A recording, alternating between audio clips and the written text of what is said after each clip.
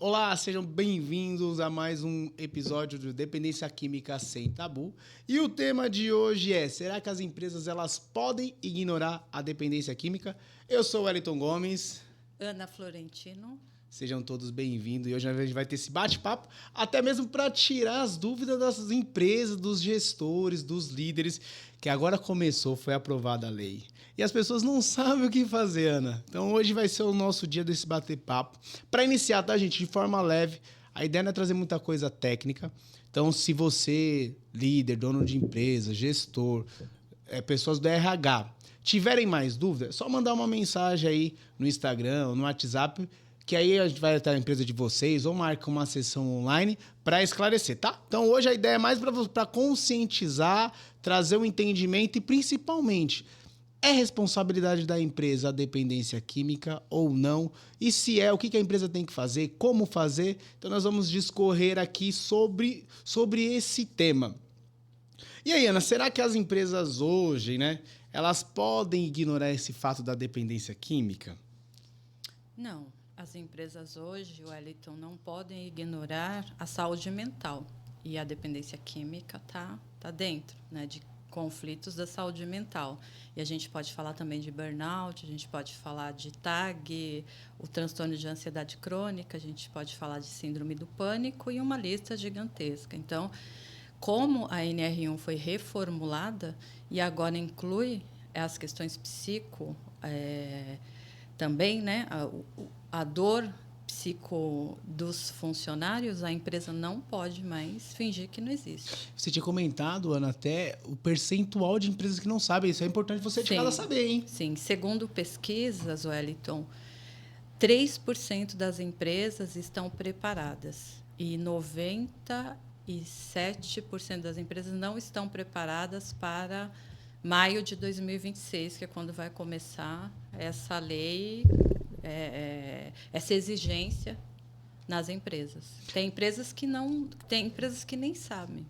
Tem empresas que não dão importância, tem empresas que não estão sabendo, e tem empresas que sabem, mas não sabem direito o que fazer. E a multa é muito grande. Ou uma das coisas que eu estava conversando com a Ana é que a empresa que não quiser implementar, nem querer, né? Que não está favorável a isso é porque ele não entendeu o que é. Porque se o gestor, o dono, entender o que significa isso, é muito vantajoso para a empresa. Inclusive a multa, que não é uma multa pequena, não é algo insignificante. E assim, não só a multa, mas eu acredito que ter um ambiente bom, porque isso aumenta a produtividade. Isso é muito bom isso é bom para o funcionário, para os gestores, para o empresário. Isso não é ruim. Isso não é ruim para a empresa. Isso é muito bom. É isso, reforçando aí. Se você, gestor, líder, dono de empresa, está receoso na questão da implementação da NR1 dos fatores de risco psicossocial, é porque você não entendeu o que é. Porque quem entende vai falar, não, peraí, eu quero isso para agora porque vai ser favorável para a empresa. Tudo que ele tem, uma boa parte da parcela de dor de cabeça, com gestão de pessoas, com produtividade, com turnover, vai ser sanado ou mitigado, né? A ideia é ser mitigada aí com a implementação da NR1, né? E os afastamentos, né? Então, muitos afastamentos, e a NR1, né, ela foi reformulada exatamente pela quantidade de afastamentos por dependência química também. Não só burnout, ou tudo junto, né? Porque pode ser uma dependência química com comorbidades, ou o contrário, uma doença mental que a comorbidade é a dependência química, que está ali em conjunto. Então, é muito grande o número de afastamentos e é muito grande e assim é um passo maravilhoso que a gente chegou agora, né? Que é olhar para a saúde mental com seriedade, entendendo que é uma doença, tanto quanto uma doença física. Ela é subjetiva, ela não é palpável. Talvez por isso a gente tenha tanto preconceito, porque não dá para pegar. Não dá para você fazer lá uma tomografia do cérebro e mostrar, olha, tem essa manchinha aqui, que então não tem. É um diagnóstico clínico, a partir do que o paciente fala e do que o profissional ouve. Então, Teve de um outro programa que eu tinha comentado sobre isso. as empresas ou os gestores que não se atualizarem à mudança da humanidade. A empresa ela não é só mais uma empresa, ela tem que ter esse fator, esse olhar social. E não por bondade ou generosidade. As coisas elas mudaram. Ter esse olhar, esse cuidado com as pessoas é crucial para o desenvolvimento da empresa, porque do jeito que nós estamos, uma sociedade cada vez mais entorpecida, agitada, chegar no ambiente de trabalho, não ter um amparo, um cuidado, e o cuidado não é, agora você não é responsável da pessoa, você favorecer para que ela produza, porque o intuito da empresa é que as pessoas produzam. Sim. E se produzir bem, e produzir de forma saudável, isso é benéfico. Saúde. Agora, um ponto que fica em alerta para você aí. Tomem cuidado com os charlatões que vão querer se aproveitar desse período, porque está acontecendo muito. As pessoas estão aproveitando essa onda, que não é onda, né? É um novo modo de ser. E querendo vender serviço, querendo se aproveitar. Não tendo um caráter da seriedade e da evolução. O comprometimento e da evolução da humanidade. Como evoluímos até aqui e como vai ser uma evolução as empresas que será normal você ter psicólogos, assistentes sociais, pessoas cuidando de pessoas e produzindo. Isso é um caminho normal. E até mesmo aqui no podcast, a gente poder falar de dependência química sem tabu, porque há uns dias atrás, até no último podcast, era associado ao quê? A questão do caráter. Sim. E aí, e a doença, a questão de eu enxergar como uma doença? O que fazer quando a pessoa está lá nesse quadro? Como conduzir? Até peço aí uma orientação sua, Ana, que algumas pessoas, principalmente familiares, eles acreditam muito que o problema é só a pessoa com transtorno de uso de substância ou dependente. E eles não associam que a família ou o codependente precisa buscar auxílio. Qual que é o momento que a pessoa que está acompanhando ela precisa buscar o acompanhamento psicológico, esse auxílio? Você que já tem esse período de experiência e acompanha há tantos anos as famílias. Legal, Wellington. Só queria complementar uma coisa que você estava falando desse lado humano que a gente está muito necessitado. Eu não acredito que exista transformação em qualquer área que seja sem o amor. Parece uma história romântica, né? Mas não é. A única coisa que transforma é o amor. E eu não estou falando desse amor que faz cafunézinho e que não dá normas e regras, mas do amor que acolhe, não pune, e que ouve mais do que fala, e que orienta e que encaminha. É claro que não depende só disso. Depende da outra pessoa também, se ela tem possibilidade ou não. Mas você estava falando, me veio muito claro isso, dessa crença de que o amor transforma, com todas as regras e normas que precisa ter. Mas, com relação às famílias, qual o momento de procurar? O mesmo momento que o dependente químico começa a se tratar. Não é depois, não é... Porque algumas famílias acreditam que o problema da dependência química inicia no dependente químico e termina no tratamento do dependente químico. E não. O dependente químico é um membro daquela família.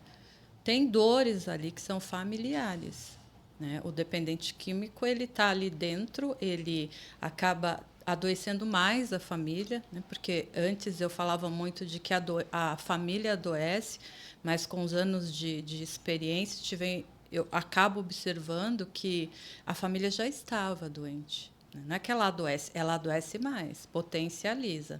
Mas o tratamento é junto, ou às vezes até antes do início do tratamento do dependente químico, mesmo quando ele está naquela fase de negação. Porque a família ela pode buscar orientação antes, ela pode e deve, porque está todo mundo sangrando, está todo mundo muito doente ali, muito adoecido. Todo mundo precisa de menos julgamento e mais tratamento, né? Que é o julgamento, esse estigma muito antigo de que dependência química é mau caratismo, é fraqueza, é isso, aquilo. Então, quando a família se vê com esse dependente químico que expõe, que sofre, que é muito difícil lidar com isso. Então, está todo mundo muito adoecido mesmo. É muito necessário a busca do tratamento. Você de casa, você que tem familiares, esposa, pai, mãe, olha que fantástico isso. Antes do processo, se você tem dúvidas, qual é o momento de buscar? Manda uma mensagem aqui para a Ana, faz uma avaliação, bate um papo. Por quê? Senão, é melhor você pecar por se precaver do que depois que as coisas acontecem. Se você já sente que a sua família, que os laços já estão fragilizados, que as coisas já estão perdendo o controle, não espere. Porque ainda mais trabalhando. Muito mais. É melhor fazer a prevenção. Muito mais. E já começar a sinalizar. Bom mesmo assim, desde o início, gente. Tá na dúvida, até antes da dúvida. Tá bem, procure a terapia. Não Drenar tá bem? e drenar menos energia, porque nós não sabemos realmente o que fazer. Nós também, que somos profissionais de saúde mental, não é fácil. É claro que nós temos conhecimento, nós temos o comprometimento, nós temos a teoria, mas se isso acontece na nossa família, nós não temos toda essa facilidade que temos aqui falando. Acho que isso é muito importante ser dito também. Nós estamos preparados, sim. O psicólogo não pode atender alguém que ele esteja envolvido emocionalmente exatamente por isso. Não é antiético porque é antiético. É antiético porque, se eu estou envolvido emocionalmente, eu não consigo ajudar. Então, se o meu filho está nessa vida da dependência química, eu também não vou saber o que fazer. Eu também preciso do profissional me orientando. Ana, então é importante para você de casa saber como é que funciona um tratamento da família dependente. Como que é para as pessoas saberem de casa? Como que é um tratamento de uma família com dependência química? A família, todos os membros da família, inclusive com o dependente químico, se ele estiver internado não, nas clínicas de dependência química, algumas, acredito que até a maioria, o familiar tem que fazer o tratamento, tem que fazer. Então, ele está sendo tratado ali paralelamente. Quando ele sai, quando o dependente químico sai da reabilitação, a família continua fazendo com ele junto. Ele vai fazer a terapia, a parte individual dele, quem está fazendo vai fazer individual, e a terapia em grupo é um outro tratamento. Né? Eles vão continuar, porque não tem cura. Então, assim, aquilo que eu estava falando, a dependência, o tratamento não inicia no dependente químico e termina no dependente químico. Até porque não termina. Ele está em tratamento, mesmo ele estando sem o processo terapêutico individual ou em grupo ou familiar, ele continua nesse processo, porque a recaída existe, ela pode acontecer. Ela faz parte, inclusive, do tratamento. É claro que a ideia é que não tenha recaída, porque a pessoa entra no sofrimento de novo e recomeça do zero, porque eu já vi casos em clínicas de dependência química. Eu conheci um senhor que ele tinha quase 70 anos, ele ficou 30 anos sem beber e recaiu. E recaiu como se nunca tivesse parado. Então, você vê, o dependente químico é uma doença, segundo a Organização Mundial de Saúde, é uma doença crônica, mas que tem tratamento, só que é uma doença crônica, não tem cura. Então, a gente ouve, às vezes, algumas pessoas dizendo, não, eu me curei. Não, você não desenvolveu a dependência química. A pessoa passou do uso para o uso abusivo e voltou para o uso. Isso é possível. Agora, uso abusivo e dependência, eu não saio mais desse ponto da dependência. Então, muitas famílias acreditam que curou, que está tudo bem e vamos para a vida.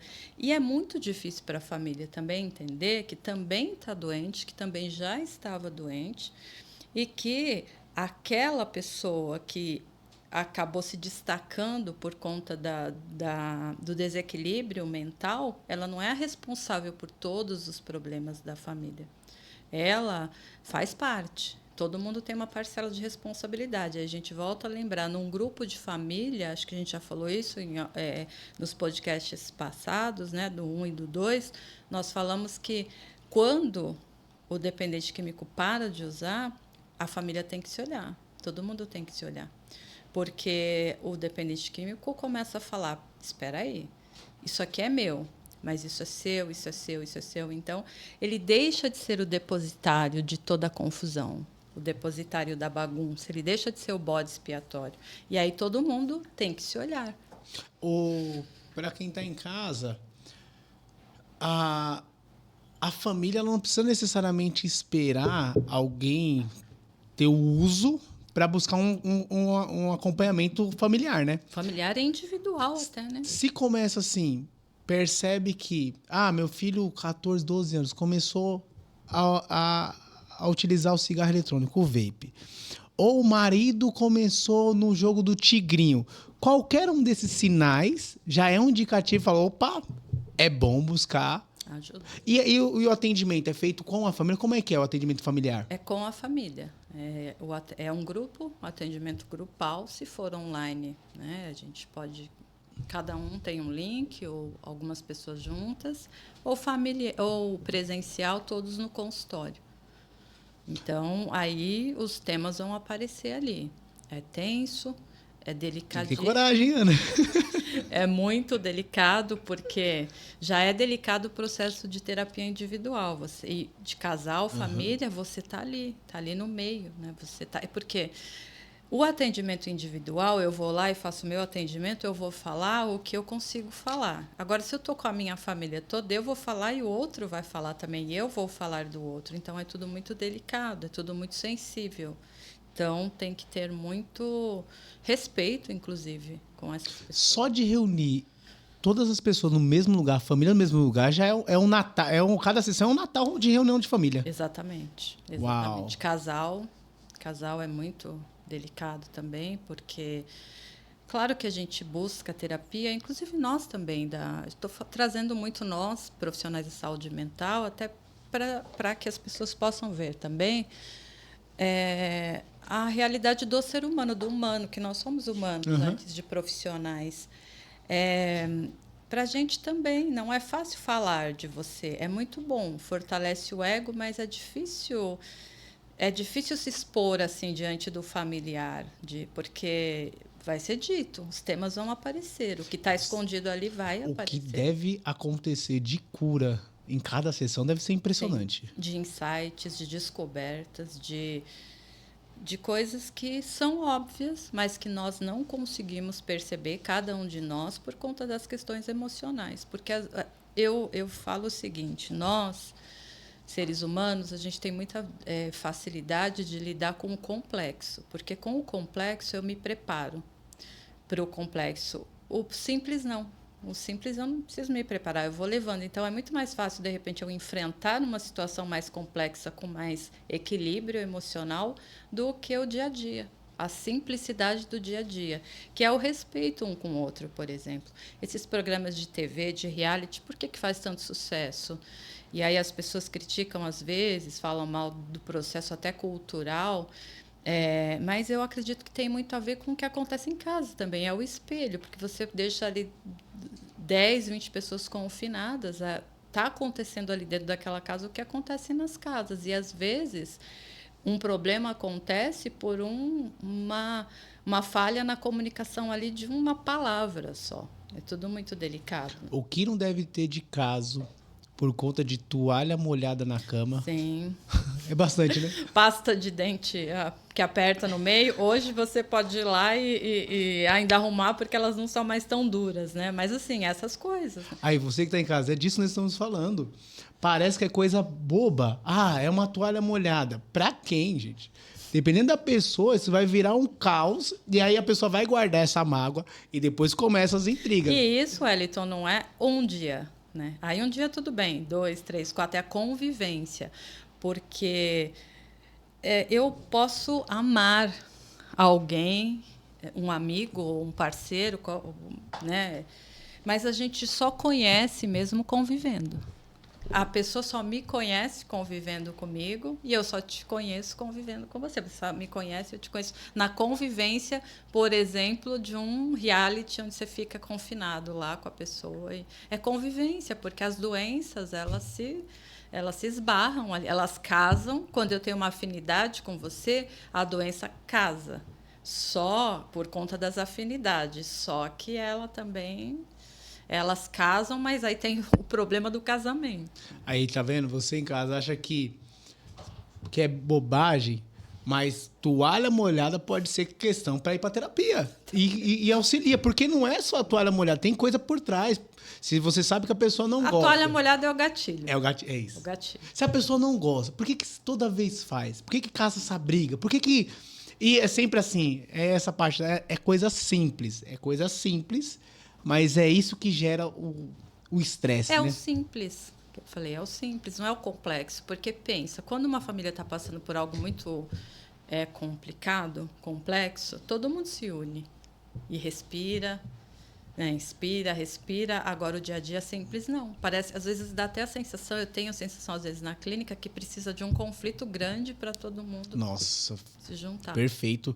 Que seria assim, temos agora um caso na família que alguém está doente, está com câncer, fase terminal, isso une todas as pessoas.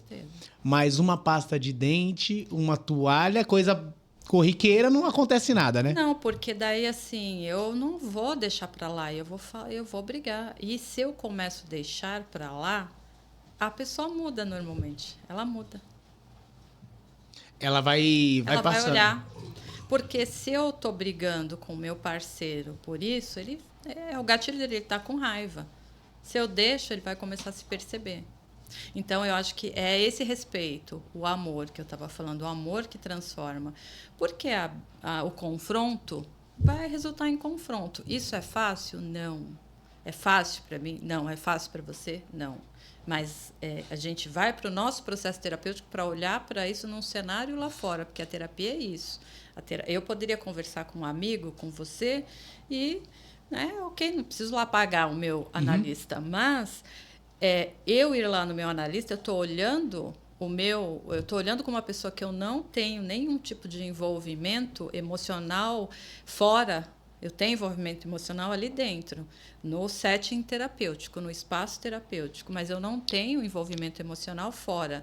Eu estou vendo a minha vida num cenário lá fora, até porque esse profissional ele não está ali para me julgar, ele está ali para me acolher, ele está ali para ouvir. E o Winnicott, que é o teórico que eu me oriento, ele fala muito isso no material dele, nos livros dele. Ele fala que o ser ouvido é transformador. Você ter um espaço para você falar da sua vida e ver alguém interessado na sua vida, a partilha da vida já transforma por si só. E aí o pessoal pode perguntar o que esse tema tem a ver com a NR1 e com as empresas. Olha a complexidade de uma toalha molhada que gera esses conflitos dentro da casa. E aí essas mesmas pessoas da toalha molhada vai para as empresas. E aí o ponto aqui então o que é responsabilidade da empresa e o que é responsabilidade da pessoa? Porque senão, então agora todas as pessoas que são depressivas, que têm a dependência química, é culpa da empresa? Não. Por isso que tem um procedimento na NR1. Que aí nós temos as etapas. Quais são as etapas que nós temos nessa implementação? Que a primeira parte seria o diagnóstico. Sem um diagnóstico, não é possível fazer nada. E assim, diagnóstico da empresa, dos setores. Existe uma diferença entre a pessoa, indivíduo, o CPF, e o CNPJ. A NR1 é para o CNPJ, a organização. Claro que nós vamos olhar os indivíduos, mas pensando na organização. Porque senão essa toalha molhada vai ser culpa da empresa? Ou a pessoa que não tem o controle é responsabilidade da empresa? Às vezes sim, às vezes não. E como saber isso? Primeira etapa, um bom diagnóstico. Fazer uma avaliação para entender as áreas, os setores que apresentam fatores de risco. Então, um exemplo aqui. Fizemos um mapeamento lá, uma avaliação, um diagnóstico. E aí o setor vamos pegar um setor aí, o setor comercial. No setor comercial, nós trabalhamos, tem 100 pessoas trabalhando. E das 100 pessoas que trabalham, nós temos 70% que tem um número de afastamento, que toda semana, ou 10, 20, 30, 40 pessoas, elas vão no médico, tá afastado. Então, tem pessoas já com depressão. Opa! Então, o que acontece nesse setor comercial que mais da metade das pessoas estão já testado, com ansiedade e depressão, E aí vem o olhar. Mapeamos aqui. Esse setor apresenta um grau alto de adoecimento. É por acaso isso? Aí começa a investigação. Então, vamos avaliar esses líderes. O que acontece com esse líder? Aí observamos nessa identificação e investigação que o líder é abusivo e gera um processo, um clima, um mal-estar organizacional naquele setor. E aí entra a mitigação depois do processo de avaliação, a intervenção. Na intervenção, vai fazer um mapeamento aqui e fazer uma intervenção nessa área para minimizar. Porque senão fica no processo individual. Se eu tenho uma empresa que aí uma pessoa está depressiva ou uma ou duas pessoas está no transtorno de substância, e só que toda a empresa está saudável, então não é a empresa responsável por isso, então é da pessoa. Agora, se eu tenho um setor que mais de 50% está adoecido, opa, aí tem alguma coisa errada. Por isso que é importante da pessoa, o gestor entender o processo. Primeiro passo, diagnóstico. Diagnóstico, mapeamento. Entendemos o que está acontecendo em cada setor. O setor não é só o indivíduo, vamos mapear o setor. E aí vem as propostas de intervenção. Porque uma das coisas seria, até na NR1, o pessoal da segurança do trabalho, eu coloquei lá o antiderrapante, coloquei o corrimão, coloquei tudo para a pessoa não sofrer um acidente. Só que a pessoa vai lá, não utiliza o corrimão e anda correndo na escada e cai. É culpa da empresa? Não. A empresa ela fez o papel dela. Aí tem a responsabilidade individual. No processo da NR1, nos riscos psicossociais, é a mesma dinâmica. Temos lá, fizemos as intervenções, estamos treinando os líderes, trabalhando a questão do clima organizacional, da comunicação, organizando as demandas de trabalho, diminuindo a pressão. Sim, mitigamos todos os riscos. E aí, se mesmo assim apresenta as pessoas, aí é uma outra história. Por isso que é importante os gestores saberem aí o que é cada coisa, os passos e o que a empresa precisa fazer.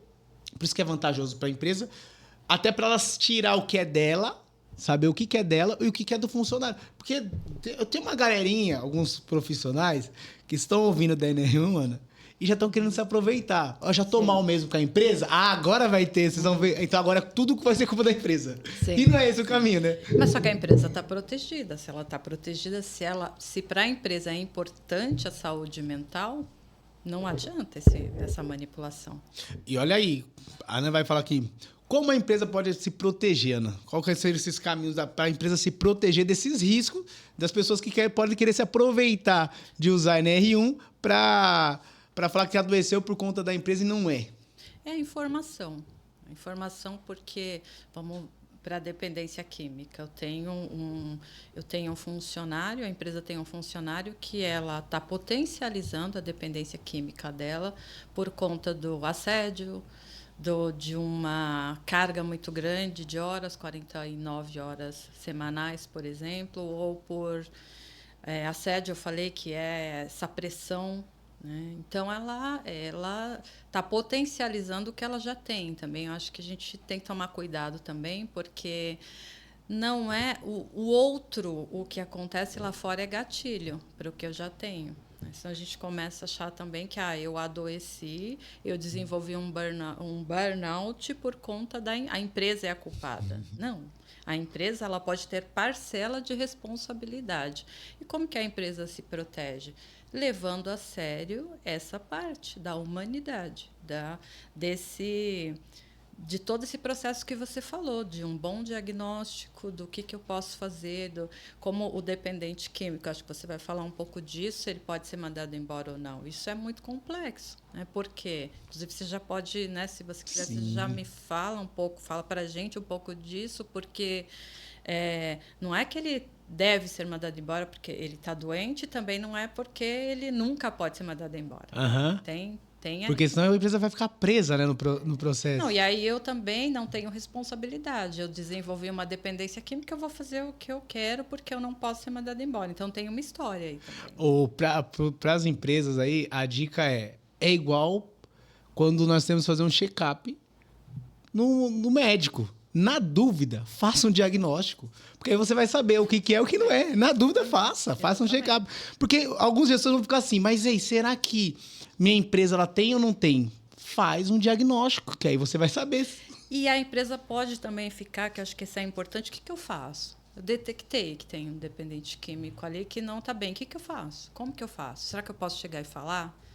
Quem fala? Eu, gestor ali que está com ele, o RH, o médico do trabalho. Então, tudo isso são informações para a empresa se proteger. Né? O dependente químico pode ser mandado embora? Não. No primeiro momento, não, porque ele está doente. Mas se a empresa oferece o tratamento e ele não se engaja e ele não quer, sim, ele pode ser. Seria a mesma coisa, a pessoa está com alguma doença, né? A dependência química também é uma doença. Mas uma doença física, né? Um câncer e não vou fazer quimioterapia, por exemplo. A pessoa vai lá, quebrou a perna na empresa. Vai mandar ela embora? Não, exatamente. Ou a pessoa que não quer tratar também. Porque tem isso, porque tanto nós, profissionais da saúde mental, como a empresa, tem um limite para ajuda. Porque se o outro não quer ajuda, não tem como ajudar. E olha como que é interessante a empresa entender a simplicidade do processo e a importância de bons profissionais. Gente, não dá para colocar qualquer pessoa para fazer a implementação da NR1. Não dá. Não tem como, porque você vai fazer um diagnóstico. Fez diagnóstico, faz mapeamento. Fez esse mapeamento, vai ter que ter as intervenções. O profissional precisa ser habilitado e ter condições, competências para desenvolver essa intervenção. Então, sinalizou lá um grupo de pessoas, de gestores que são assediadores, ou impulsiona para a equipe estar ansiosa. Como que a equipe fica ansiosa? Um gestor que ele não deixa claro os papéis dos profissionais. E é tudo no processo de manipulação. Não fala o que cada um tem que fazer. E aí tudo é para a última hora. E às vezes não é. É só para ele ter o controle e o domínio da equipe. Não, você tem que fazer, porque você vai, porque o bicho tá pegando, as coisas vão acontecer aqui, você não sabe o que tá. E aí vai pressionando toda a equipe começa a ficar pilhada. Não, você tem que ficar, porque eu não sei não, e aí não deixa claras as informações. Esse gestor ele começa a provocar um estado de ansiedade na equipe e a equipe fica ansiosa. Fica trabalhando, vai para casa pensando, será que amanhã eu vou ter meu trabalho? Será que eu não vou ter? E tá, nos outros setores está tudo normal, mas é só um gestor que está provocando um estado de ansiedade na equipe, porque a equipe vai para casa e não quer voltar no outro dia, porque é o gestor com o cara emburrado ou não quer conversar com a equipe. Silêncio, né? O silêncio que é uma forma de assédio também. Eu recebi essa semana no consultório uma pessoa que provavelmente já desenvolveu burnout, é prestadora de serviço, já desenvolveu, e há 2 semanas o gestor dela vem no silêncio, tipo, pergunta para o outro o que deveria perguntar para ela, e a gente começou um processo terapêutico, já orientei para que ela procurasse um psiquiatra, porque ela não está nada bem. Então, e não é só com ela, né? Você falando desse gestor, eu lembrei. Esse gestor faz isso com todo mundo e eu acho muito importante também, Wellington, a gente entender por que a empresa mantém esse gestor. A empresa ela sabe que esse gestor funciona assim, né? Então, você vê que, como na família tem uma doença, né, grupal ali, porque esse único gestor está adoecendo várias pessoas. E aí, por que isso também é um ponto, né? Às vezes, quando a empresa... Ainda bem que é lei, por isso que é lei. Quando a empresa ela não quer se envolver, tem coisa errada. Ela sabe que tem um gestor que ele está provocando um estado de adoecimento nas pessoas e ninguém quer mexer nele, alguma coisa está errada. Sim.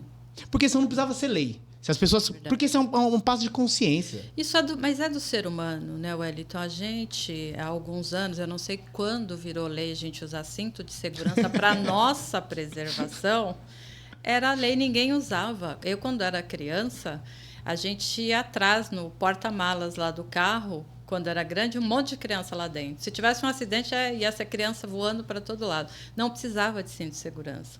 E aí, não é diferente. Precisa de uma lei para eu me preservar, né? Para autopreservação. Então, acho que é isso, né? Muito isso, essa coisa nossa, do humano. Precisa ser lei para eu me proteger. E não deveria. Dá até para entender um pouco assim, as empresas são anos, né? Mantendo a mesma prática. Assim como o ser humano tem um medo de mudança, às vezes o líder, né, os empresários vão ter medo de tirar uma pessoa que está há anos ali. Sim. Então prefere, Sim. vamos passar por debaixo do tapete Sim, e aí mantém ele lá. Por essa falta ou a produtividade daquele único ser, né? Ele me dá muito dinheiro, é uma fantasia, porque se tá todo mundo bem, se não tem esse elemento, essa pessoa, essa peça que adoece, esse empresário vai ganhar muito mais, só que fica numa ilusão de que aquela peça me dá muito lucro na empresa. Então, tudo bem adoecer as outras. Aí que está a sacada. Se tiver todo mundo bem, a produtividade é natural que a produtividade aconteça maior e que o lucro aumente também.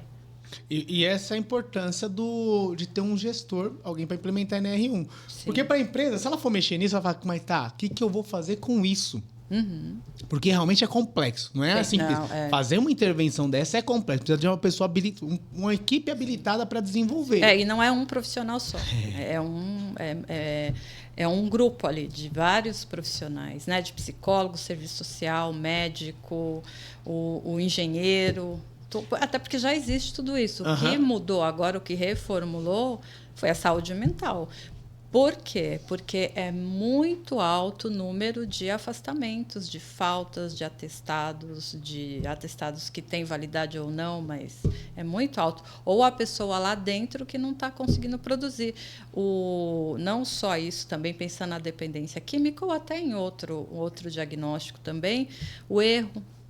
Como que a pessoa não vai trabalhar bem? Como que ela está bem se ela está doente, está adoecida ali? Nossa, isso é sério, né? Muito. Realmente, é esse passo. Se a empresa não tivesse olhar que a pessoa está adoecida, é vexatório, né? Sim, sim. Para sensibilizar, né? Fala, peraí, ela está adoecida. E claro que, como você falou, vão ter pessoas que vão ter funcionários que vão querer usar. Mas, se você fez o mapeamento, isso está claro. Isso também fica muito claro. Quem quer se aproveitar da situação, quem vai pela conveniência. E aí é uma alteração da cultura, né? Sim. Pensa, a empresa ela já tem a cultura de anos no caminho da punição. Foi falado no último podcast. E aí tem que mudar para o caminho de investigar, de não punir mais. De ouvir, do acolhimento. E aí, com o acolhimento e com a escuta, a empresa vai entender se realmente tem uma doença mental. E nessa intervenção que é a importância dos profissionais habilitados para sensibilizar, para tirar uma mentalidade de uma empresa que trabalha na punição para o outro lado do acolhimento, isso tem que ter um trabalho. É um trabalho institucional, é um trabalho de quebrar a pedra ali. É um trabalho difícil, porque a mudança é muito difícil, mesmo que seja para melhor. Todos nós passamos por isso. O ser humano é do humano. Eu vou mudar porque eu tive uma promoção e porque a minha vida vai ficar como eu sempre quis. Mas espera aí, eu vou perder o que eu já sei, eu vou perder a zona de conforto, que talvez não seja tão confortável, mas é o que eu conheço. Então, para o empresário também, o que está acontecendo? O que vai acontecer? Eu vou perder? Quando não vai perder. Quando o profissional, o CLT, a pessoa que está ali prestando serviço bem, feliz, a produtividade vai triplicar. E aí vai tirar uma das possibilidades que as empresas tinham, né? Que é empresas punidoras, né? As empresas punidoras, o caminho que ela tem não tá bom, demite. Sim. Ou ignora o que está acontecendo. Tem uma fila de pessoas querendo trabalhar, então vai embora. Né? Demissão, o recurso da exclusão, né? Exatamente. Eu vou ignorar ou eu vou demitir. E como se vou resolver tudo isso. Mas isso é muito perfil até de educação, né? Sim, de educação. Eu vou cortar o caminho. Eu não vou me desenvolver, mas eu vou só punir e excluir. Então, tiro da frente. Só que nós estamos vendo cada vez mais, até mesmo a dificuldade que está para encontrar pessoas para entrar no mercado de trabalho. Não é porque as pessoas às vezes não querem trabalhar. É porque sabe que alguns lugares trabalhar hoje é sinônimo de sofrimento. É ir pro abatedouro. Olha, eu estava pesquisando, Wellington, a questão do uso funcional e o uso disfuncional na empresa com relação à dependência química, né? Porque, pelo que eu estava pesquisando, o uso funcional é quando o empregado ele está ali trabalhando, mas ainda não tem grandes prejuízos. É como o uso abusivo e dependência, né? Então, até o uso abusivo não tem grandes prejuízos. Na dependência, que é o que eu associei ao uso disfuncional, já começa a ter muitos problemas desse funcionário na empresa. Então, já fica visível. E eu estava vendo aqui, ó, que 15 a 30% das faltas de trabalho e acidentes podem ser atribuídos ao uso de álcool ou outras drogas. É muita coisa. É um número muito grande, de 15 a 30% de álcool ou outras drogas. E o risco que isso traz para a imagem da empresa, para as pessoas, para as famílias. Porque senão fica normal, né? Ah, não, a pessoa já tem essa sensação, não, vai chegar final de semana, eu vou chutar o balde, na segunda-feira é o número do atestado, né? Ou não, não vai se cuidar, vou trabalhar assim mesmo. Então... Não, e isso, Wellington, tem a ver com a negligência da empresa com a saúde mental, a negligência social com a saúde mental. A própria Cracolândia, há mais de 30 anos, é uma negligência na saúde mental.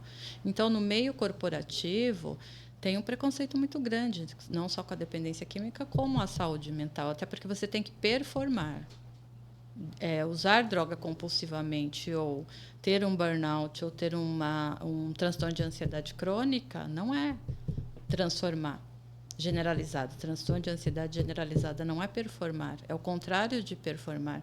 Mas a gente está falando do quê? De negligência com a saúde mental.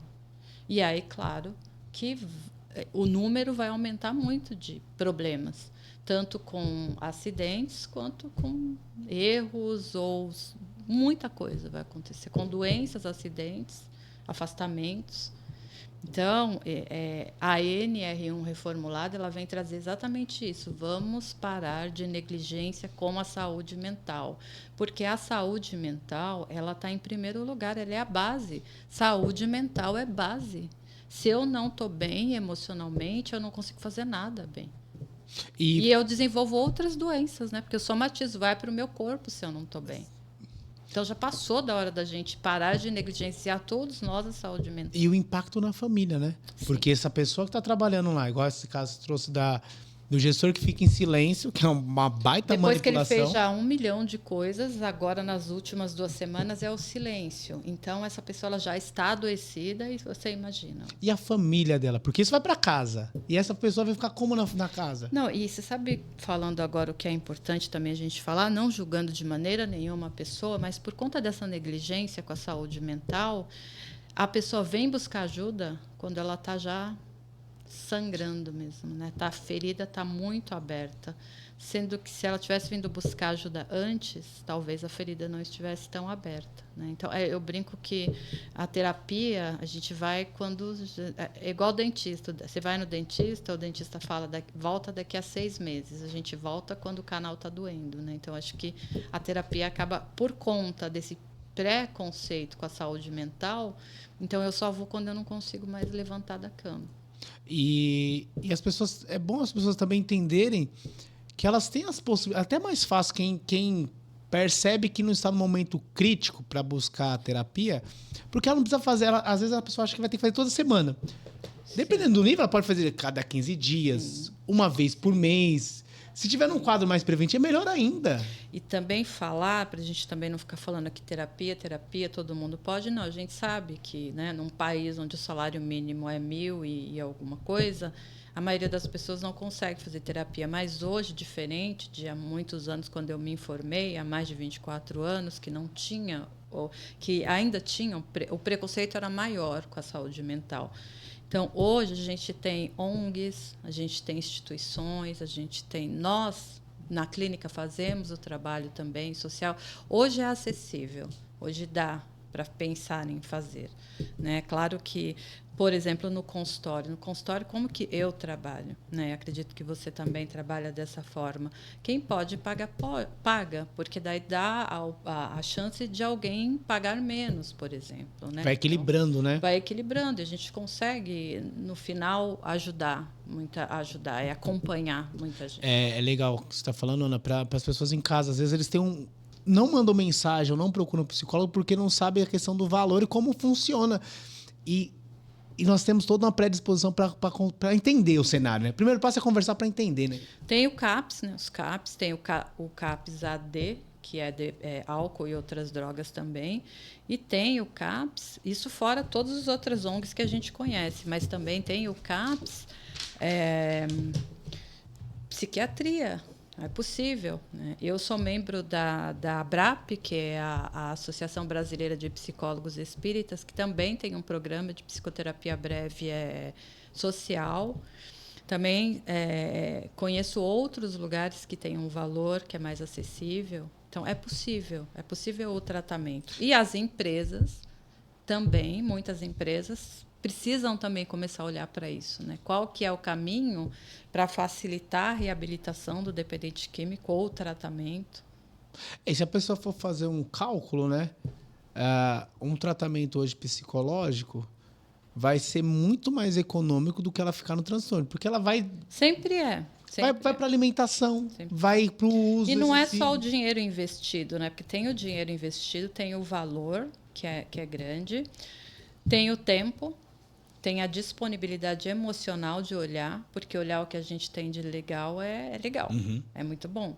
Mas olhar as nossas sombras, o que a gente não consegue muito aceitar, é mais difícil, é mais complicado. Então, tudo isso que a gente está falando aqui são temas extremamente sensíveis e difíceis, mas a nossa ideia aqui é trazer informação e também não ficar achando que só vai lá e faz terapia. Nós sabemos que tem pessoas que não conseguem, a gente sabe que tem empresas que não facilitam, muitas empresas já facilitam hoje esse processo, já entenderam, mas para muitas empresas você precisa performar, você vai performar. Se você tiver qualquer tipo de doença mental, você está fora.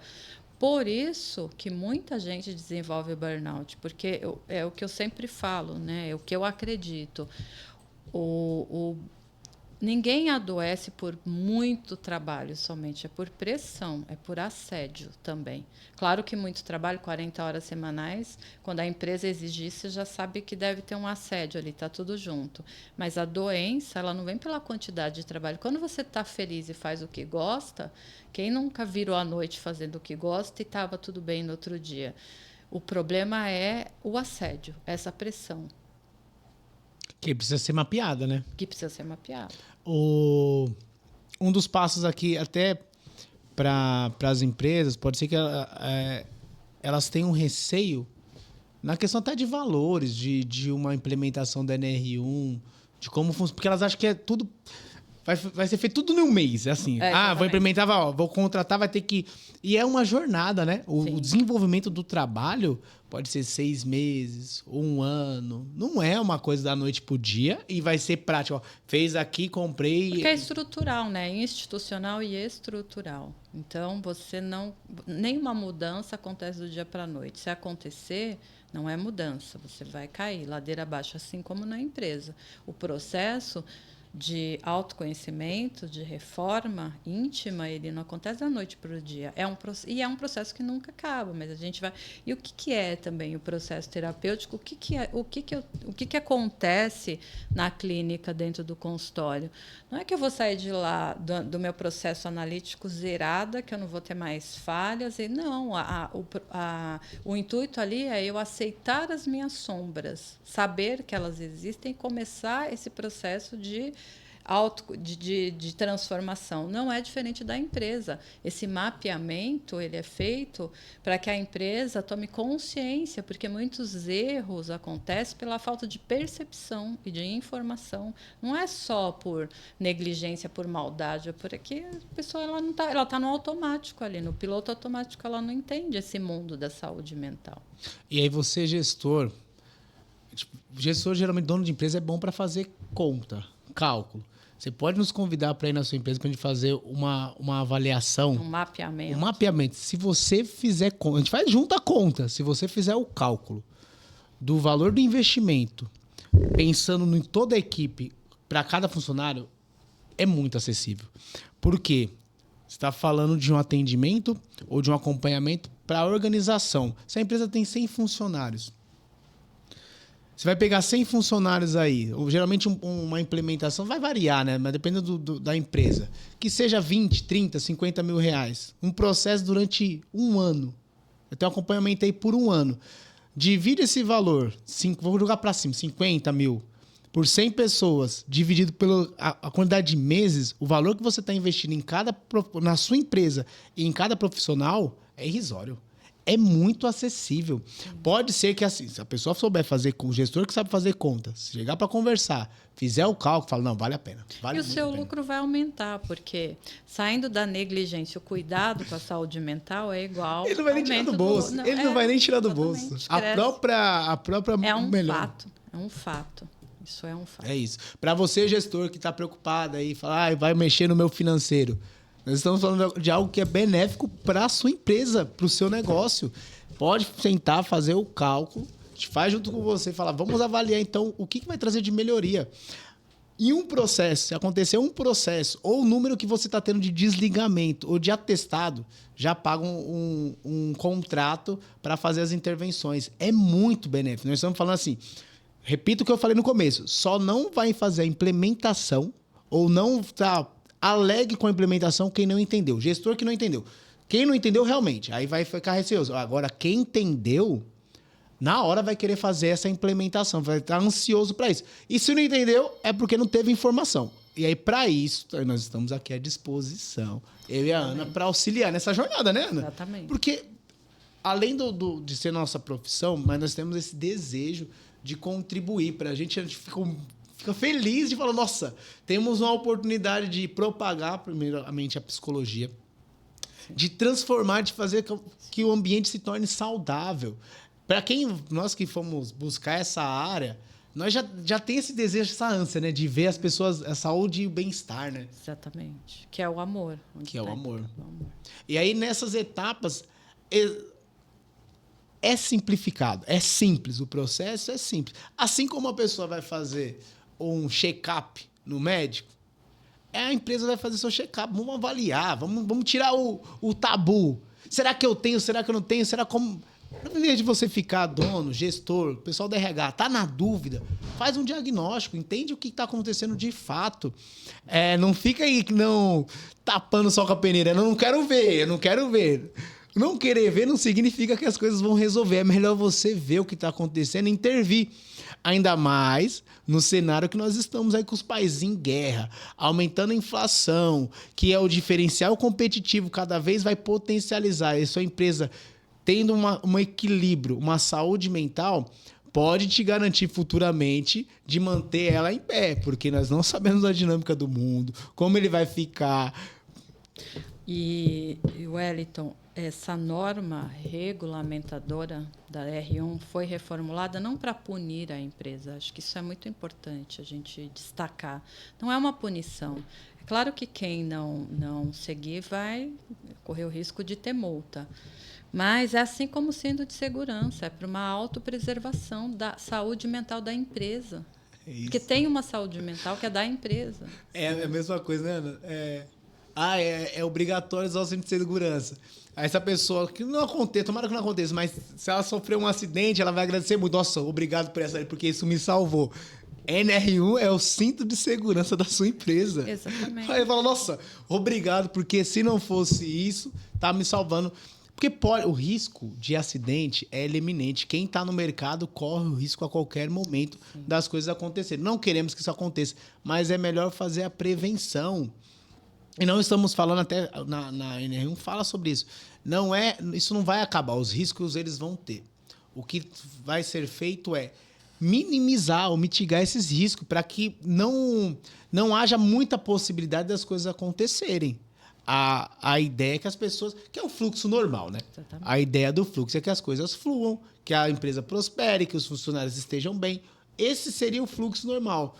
Tudo que está fora desse fluxo normal dentro de uma organização, para que ela produza e produza bem e saudável, tem alguma coisa errada. Assim como o nosso corpo. Se a gente entende que o nosso corpo não está funcionando bem, nós vamos procurar um médico. Se você percebe que a sua empresa não está performando bem, não está produzindo bem, aí chegou a hora de você fazer esse diagnóstico. Vamos entender o que está acontecendo, né? É porque o custo, a gente estava conversando, o custo da negligência da saúde mental, de ignorar isso, é muito maior, é muito grande, que é o fato.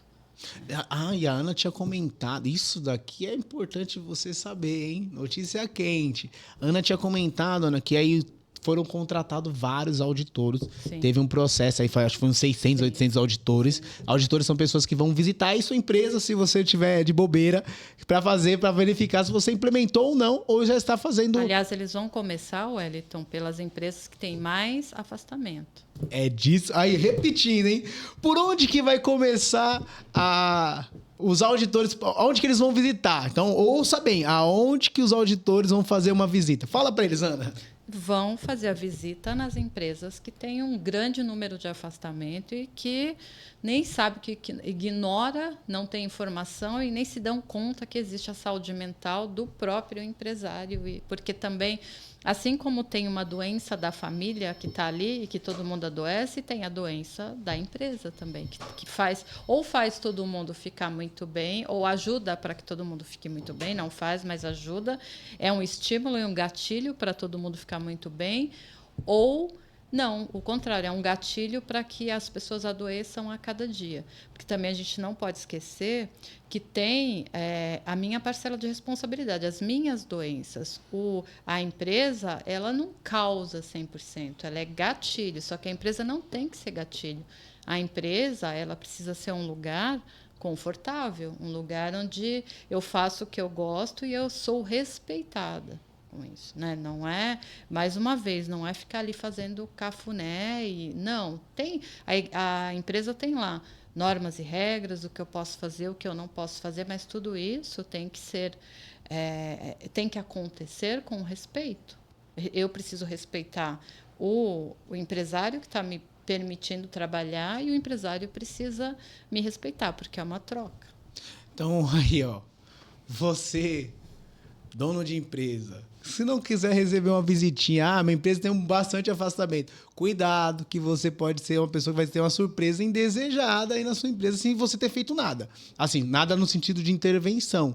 Não ache, não ignore achando que vai passar batido, gente. Já está havendo essa mobilização. Então, para as empresas que já têm um número alto de afastamento, prioridade. Já coloca isso em pauta na questão das reuniões para poder verificar. Empresas que têm dúvida. Eu não sei se está legal o meu clima, não sei como é que está a minha empresa. Até se não fosse pela questão da NR1, é importante você saber qual que é o estado da sua empresa, como é que ela está hoje em dia, como é que está o clima, como é que estão as coisas, como é que estão os funcionários. Então, tudo é benéfico para você. Então, para as empresas aí, as pessoas que já estão, os gestores, os donos, na dúvida, caminhe aí para fazer um diagnóstico, para fazer as verificações. Eu e a Ana, nós estamos aí à disposição. E o Wellington, acho que é importante, a partir de um funcionário CLT, tem que ser feito um mapeamento. Né? Acho que isso é importante, de 1 a 100, a 1000, a... Empresa pequena, empresa grande, ONG, todos estão aí nesse pacote. Escolas e... Então agora é o momento das empresas colocar isso nessa pauta, né? É importante para todos. Então fica aí o convite. Você ouviu o podcast, tá na dúvida aí. Estamos aqui à disposição. Nós vamos fazer as contas junto com você. Vamos fazer esse cálculo. Eu tirar mais tenho dúvida, não sei como é que funciona. E repetindo, é coisa simples, complexa, mas no caminho da simplicidade. É a mesma coisa se você fosse fazer um check-up, fazer uma avaliação, entender o que está acontecendo, faz a intervenção. Se tiver que fazer o tratamento, faz o tratamento. As coisas vão fluir de forma natural. Então, não é um tabu, assim como a dependência química, não é um tabu, não é nada um bicho de 7 cabeças. Claro que precisa de profissionais habilitados. Você que está aí, foi fazer um check-up, no médico e aí vai fazer um tratamento com qualquer pessoa da esquina, não vai funcionar. Da mesma forma com a empresa. Você precisa fazer uma avaliação, o diagnóstico num lugar habilitado, profissionais habilitados, para que consigam fazer depois do diagnóstico o mapeamento, depois do mapeamento, as intervenções. Mas precisa de profissionais habilitados para isso. Tem dúvida, não sabe para onde ir? Estamos aí à disposição para auxiliar nessa jornada. E a Ana já respondeu aí a parte do... Se tem um profissional com dependência química, a empresa pode ou não demitir? Não. Você não pode demitir.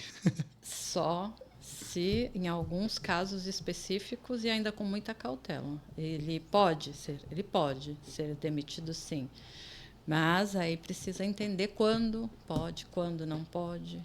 Né? Assim... a resposta é não pode, só que aí a gente tem aí alguns, né, casos onde isso pode acontecer, sim. E a gente já vai caminhando aí para o fim. O que eu queria deixar muito claro é que reformulação da NR1 não é punição, é acolhimento para os profissionais, para os empresários e para os funcionários. Então fica a dica aí para vocês, líderes, gestores, donos de empresa. Ignorar a NR1 pode custar caro. Então, o melhor caminho é a prevenção. Então, na dúvida, eu e a Ana estamos aí à disposição. Espero que nós tenhamos esclarecido um pouco, tirado um pouco desse tabu sobre a NR1. E aguardamos vocês no próximo episódio. Se vocês tiverem dúvida, quiser deixar os comentários, ficaremos aí à disposição de vocês. Podem mandar mensagem no Instagram, deixar o comentário no YouTube, porque esse tema é muito sério e ignorar ele custa caro. Vemos vocês no próximo episódio. Um tchau, tchau. Tchau. E acho que interessante também a gente até falar, já dar um spoiler aqui. O próximo episódio vai ter 2 convidados que vão falar de alimentação. Verdade. Na parte do tratamento da dependência química, nós temos multifatores, né? Uma equipe multifator para acompanhar. Então, a alimentação ela influencia na dependência química? O esporte influencia? E como que são essas intervenções? No nosso próximo episódio, nós vamos ter 2 convidados aqui para falar dessa parte ali, um nutricionista e uma pessoa do esporte, um educador físico, uma pessoa do esporte, para falar aí como que essas pessoas, essa equipe, favorece no tratamento. Obrigado por ter ligado. Vai ser muito legal. Vai ser muito legal. Aguardamos você no próximo episódio. Um tchau, tchau. Até mais. Tchau.